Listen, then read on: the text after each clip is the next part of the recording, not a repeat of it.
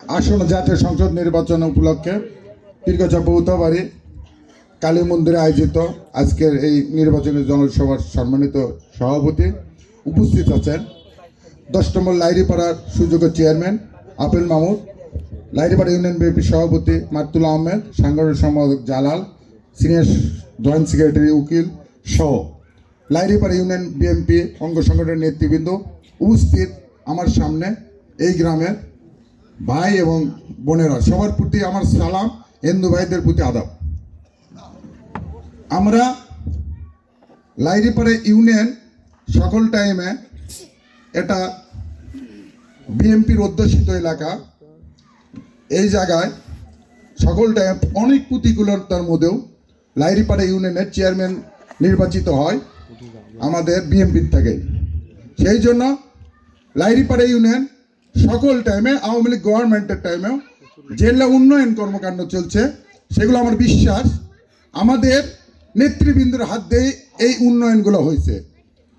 আমরা আজকে এমন একটা সুযোগ পেয়েছি যেটা আমরা এতটুকু চাইনি, তার চেয়েও বেশি পেয়েছি। ডাইরেক্ট তারেক রহমান আমাদের প্রার্থী। এই প্রার্থীটা পাওয়ার পর আমরা কিন্তু উজ্জীবিত। আমরা বিশ্বাস করি যে বগুড়া এই সদর আসনে সে কিন্তু ভোটে 100% উঠবে, আপনারা বিশ্বাস করেন? কিন্তু আমাদের বর্তমান চেয়ারম্যান সহ লাইরিপাড়া ইউনিয়ন বিএনপি অঙ্গ সংগঠন আমরা একটা জিনিস চাইতেছি যে সে নির্বাচিত হবে আমাদের এলাকায়, কিন্তু আমাদের লাইরিপাড়া ইউনিয়ন বগুড়া সদর থেকে অনেক দূরে, কিন্তু আমরা সকল টাইমে এই ইউনিয়নে তথা সদর থানার মধ্যে আমরা যত প্রোগ্রাম করি আমরা ওখান থেকে কিন্তু সকল টাইমে ফার্স্ট হই। আমরা এবার চাচ্ছি আপনাদের সহযোগিতায় লাইরিপাড়া ইউনিয়ন যেন তারেক রহমানের ভোটের একটা বিপ্লব ঘটে দিয়ে তারেক রহমানকে দেখাতে যাচ্ছি যে আমরা লাইরিপাড়া মানুষ, আমরা হিন্দু মুসলমান ভাই ভাই, এখানে কোনো দল নেই।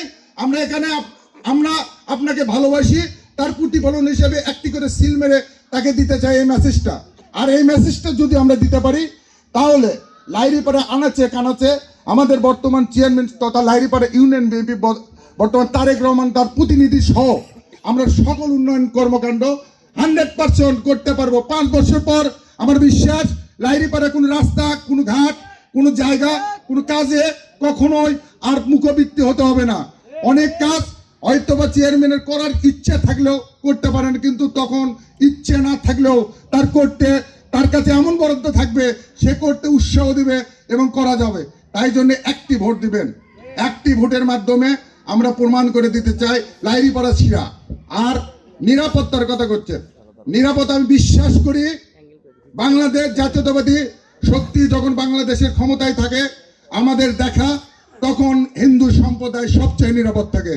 আমাদের যে এলাকায় আমরা বাস করি আমরা হিন্দু মুসলমান ভাই ভাই হয়ে থাকি, সেটা দল মত নির্বিশেষে সকল টাইমে আমরা কিন্তু একে অপরের পাশে থাকি। সেই জন্য নিরাপত্তার কেউ ঘাটতি করতে এলে, কোনো সংগঠন আমাদেরকে ঘাটতি করতে এলে আমরা সর্বোচ্চ শক্তি দিয়ে সেটা প্রতিহত করব, সেটা ভাই হিসেবে এই আশাবাদ ব্যক্ত রেখে আমার কথাকে শেষ করছি। সবার প্রতি আবারও সালাম, আসসালামু আলাইকুম।